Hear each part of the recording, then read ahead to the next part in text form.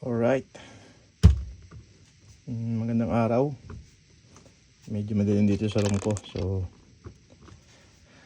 meron ako kayo share. Medyo matagal na ako hindi gumagawa ng video regarding sa mga PCP. So itong PCP na to,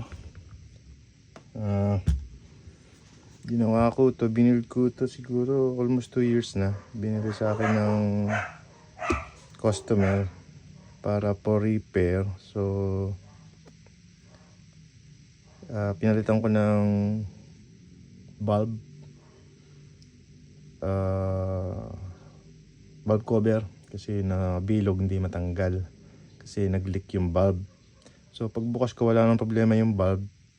Pinalitan ko lang siya ng spring at saka itong bulb cover. Ito ginawa kong stainless. Luckily meron pala akong stainless. Ito ay pang Hammer X.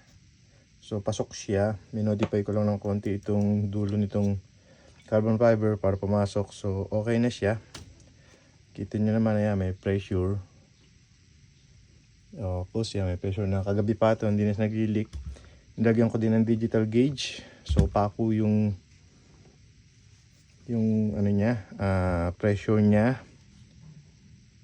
Pako na siya. So yan. So hindi ito yung dahilan kaya gumawa ko ng video. Ito ang ganda niya,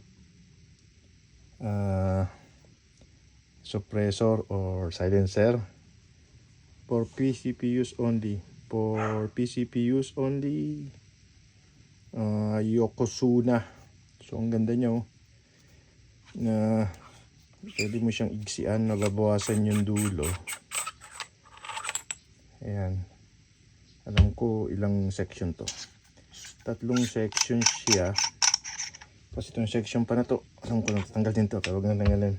Ito ko lang i-share, ang ganda niya. Solid siya na aluminum. Hindi ko alam kung ano gawa to Yokozuna. Pwede ito sa 22 at sa 177.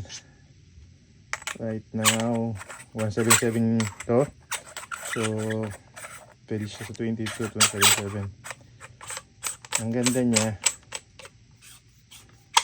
Ayan o. Tapos diesel pack lang siya. So nakakabit na yung adapter nito dun sa dulo. Ayan o.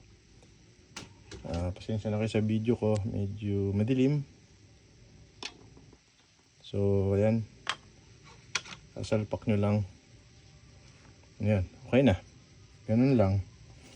Tapos ang tunog niya. Ayan. Ganun lang. Ang gandang suppressor. Natuwa lang ako kaya gumawa akong video. So pasensya na kayo sa video. Medyo madilim. Teka, tanggalin natin yung cellphone. Yan.